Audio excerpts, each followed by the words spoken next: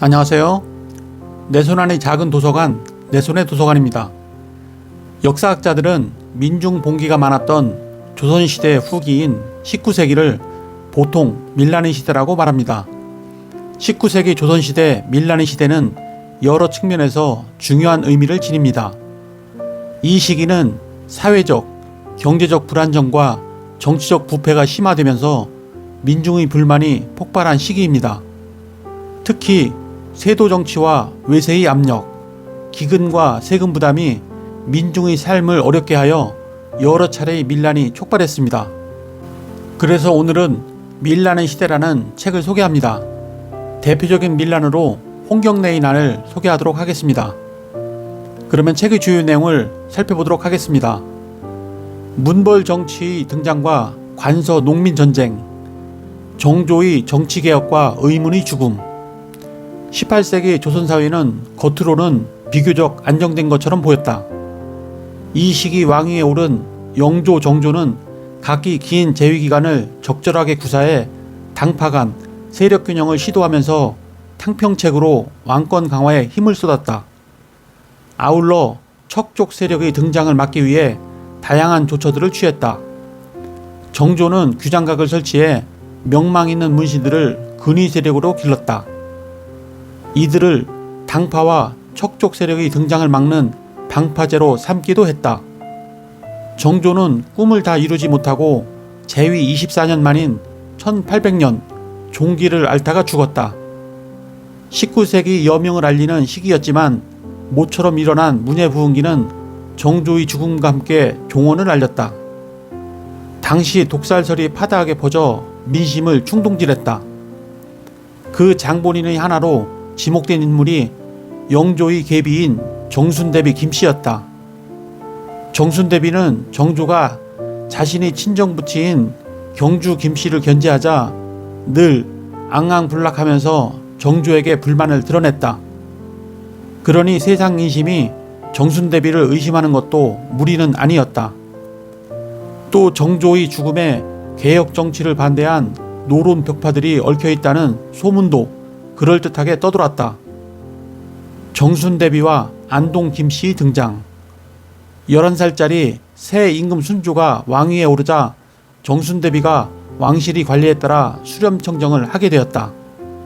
노예한 정순대비는 3년 동안 수렴청정을 하면서 주로 정조의 개혁을 중단시키거나 방해하는 정책을 폈다. 정순대비를 감싸고 도는 원로 대신들이 뒤에서 조종하고 있었는데 바로 노론 벽파에 드는 정조 반대 세력이었다. 앞으로 풍파를 일으키게 될 김조수는 일단 뒷전으로 밀려났다. 안동 김씨 후예로 노론 계열이 총박맞는 벼슬아치이자 정조의 정책을 따르는 희파 계열에 속했던 김조수는 뒷전에서 정순대비와 벽파를 주무르는 조정을 바라보면서 귀추를 엿보고 있었다. 곧 그는 가문을 위한 큰 일을 해냈다. 정순대비를 설득해 자신의 딸을 왕비로 간택하도록 한 것이다. 노예한 정순대비도 이 선택이 새로운 척족 정치를 이룩하고 조선 말기 역사를 뒤엎는 일이 되리라고는 상상하지 못했을 것이다. 정순대비는 3년 동안 수렴청정을 한 지 순조가 성년이 되자 발을 걷고 물러났다. 순조는 재위기간 내내 장인의 위세에 눌려 꼼짝할 수 없었다. 이렇게 안동 김씨 세도 정치가 들어서게 되었다. 안동 김씨는 자신들이 세도 정치에 당쟁을 적절히 이용했다. 그들의 전행에 몇몇 문벌이 뛰어들면서 문벌 정치로 불리기도 했다. 여기에 휩쓸린 현실 개혁 세력, 곧 실학자들은 죽임을 당하거나 유배되거나 파직되었다. 정약용 또한 18년간 유배 생활을 하게 된다. 안동 김씨는 군사권, 재정권, 인사권을 모조리 거머쥐었다. 아무튼 순조의 아들인 효명세자의 왕비를 제외하고는 순조, 헌종, 철종의 왕비가 모두 안동 김씨 가문의 딸이었다. 세자빈을 고르는 간택이라는 형식은 허울뿐이었다.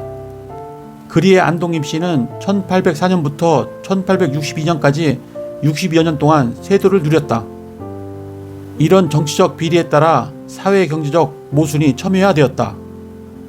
세도 정치 아래에서 일어난 일문일족의 독점적 지배체제는 매간 매직을 통한 부정, 매간 매직으로 배출된 수령들의 삼정을 통한 수탈, 여기에서 파생된 부의 편제를 야기했다. 특수층의 대토지 소유가 심화되고 영세 농민에게는 과중한 지대가 부과되었다. 흉흉해져만 가는 민심. 조선 후기에는 미륵신앙과 비기가 크게 유행하며 민심을 충동질했다. 또 여러 집단으로 얽힌 비밀 결사가 도시를 중심으로 활동을 확대해갔다. 17, 18세기 가난한 소규모 사찰에서는 미륵경을 자주 찍어 돌렸다. 신도들은 미륵경을 봉송하면서 미륵 뿌린 미륵이 현세의 도래에 빈부와 신분이 차별이 없고 질병으로 고통받는 자가 없는 이상세계가 열릴 것을 열망했다. 일부 거사패는 미륵신앙을 부추겨 민심을 충동질했다. 양주 땅에 근거를 튼 떠돌이 여하는 석가의 시대는 가고 미륵의 시대가 도래했다고 떠들며 변혁을 도모했다. 작은 암자마다 미륵불을 조성하기에 바빴다. 이미 미륵불을 조성한 김제의 금산사, 보은의 법주사, 논산의 관촉사는 기도하는 사람들로 들끓었다. 변혁 세력은 이 미륵신앙을 이용해 새 세상의 도래를 외쳤다. 거기에 또 다른 무리가 끼어들었다. 바로 땡추였다.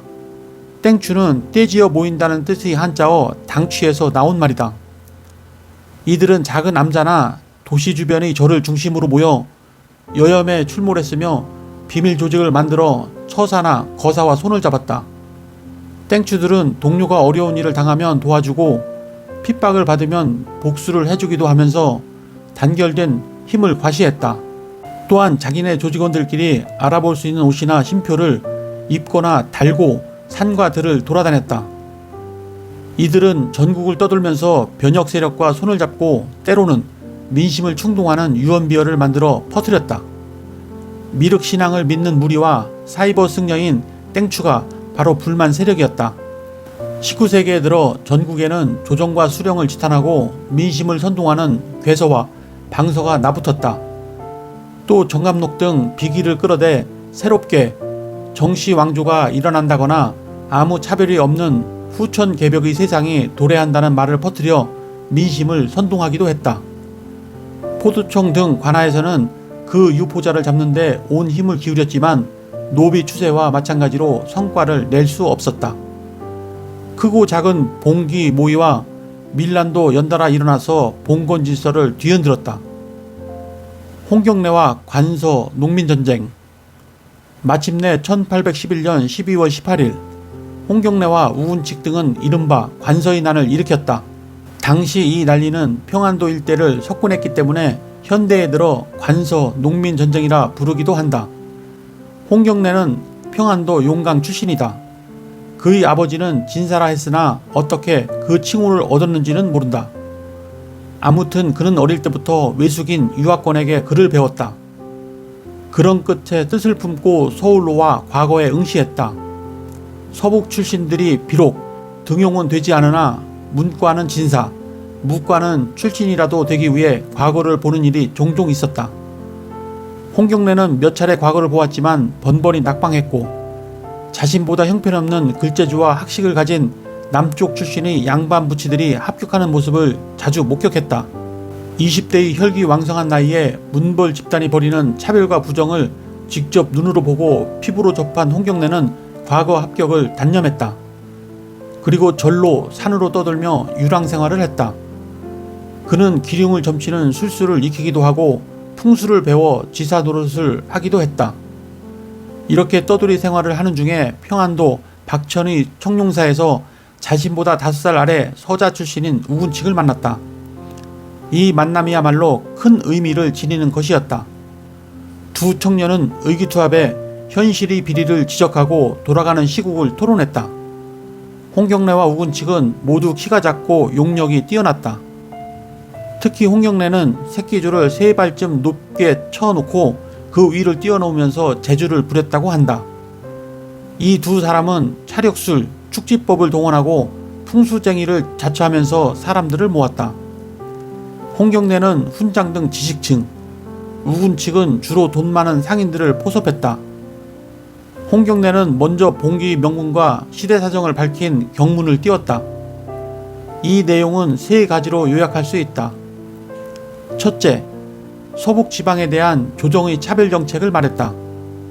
둘째, 당시 노론 계열인 안동 김씨 세도 정치에 의해 일문일당이 온갖 권력을 독점하고 있는 정치 현실을 지적했다. 셋째, 이런 현실에서 삼정을 통한 가혹한 조세와 수탈로 인해 민생이 도탄에 처해 있다고 말했다. 특히 홍경래 일당이 봉기하던 해 함경도에 큰 흉년이 들었는데도 현지 관리인들과 짠 서울의 박납, 곧 대행업자는 강제로 곡식에 높은 값을 매겨 팔았다. 이 세 가지 문제가 봉기 동기라고 일단 분석할 수 있다. 홍경래는 구원자로서 홍의도에 있는 정진인을 받들며 구민 의기를 들었다고 주장했다. 또한 수령과 노비들까지 모두 봉기에 참여할 것을 호소했다. 이 경문에는 적어도 백성을 구제한다는 목표를 내걸고 관서지방의 모든 계층이 참여해 역량을 집결하자는 의지가 깔려있다. 12월 18일 이들은 마침내 전면적 봉기를 단행했다. 다복동을 시발지로 해서 남진과 북진 두 대로 나누어 봉기했다. 홍경래가 남진, 김사용이 북진을 나누어 맡아 남진군은 가산, 북진군은 곽산에 맨 먼저 들이쳐서 함락했다. 이때 도원수 홍경래 앞에는 구민의 길을 내걸었고 우군 측은 제갈량을 흉내내어 학창의를 입고 부채를 손에 들었다. 또 군졸들에게는 검은 옷을 입히고 푸른 수건을 머리에 동이게 했다. 거병 이후 곳곳의 향리들이 호응해 관할을 속속 접수했다. 봉기군은 청천강 이북의 10여 개 고을을 접수했으나 박천 등지에서 관군과 향병의 공격을 받았다. 이후 서울로 진격을 서두르는 동안 관군의 공격에 패전을 거듭해 정주성으로 퇴각했다. 끈질기게 버텼으나 넉 달 만에 성이 함락되어 봉기는 실패로 돌아갔다. 정주성에 있던 1917명이 잡혀 아무 절차도 없이 참수되었다. 치밀한 계획을 세웠는데도 실패한 이유는 무엇일까? 실패한 원인으로는 우선 힘의 분산을 지적할 수 있다. 봉기군을 남진과 북진으로 나눈 것은 후방의 적들을 분리해 분쇄한다는 전술이었으나 일단 총력으로 서울 진격을 도모했어야 했다. 이것은 전술적인 차질이었다고 말할 수 있다. 다음으로 홍경래의 주장을 들 수 있다. 그는 자신을 부경이라고 표방하며 남인을 도륙하겠다고 주장했다.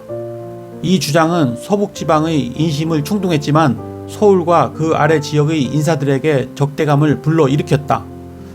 무엇보다 비록 상인 세력을 끌어들이기는 했으나 농민층의 적극적인 참여를 끌어들이지 못했다. 아무튼 조선 후기에 들어와 가장 큰 규모로 이루어진 봉기는 일단 끝을 맺었다. 네, 이상으로 책의 주요 내용을 살펴보았고요. 오늘은 밀란의 시대라는 책을 소개해드렸습니다. 밀란은 단순한 폭력적 저항이 아니라 민중의 의식이 성장하고 정치적 참여를 요구하는 계기로 작용했습니다. 이러한 사건들은 조선사회의 모순을 드러내고 결국 20세기 초의 근대화와 개혁을 위한 기반을 마련하는 데 기여했습니다. 밀란을 통해 민중의 저항이 단순한 반란을 넘어 사회 변화를 요구하는 중요한 힘으로 작용했음을 평가할 수 있습니다. 조선시대 밀란의 시대에 대하여 이해하는 데 도움이 되셨다면 구독과 좋아요 부탁드립니다. 그러면 다음 시간에 뵙겠습니다. 감사합니다.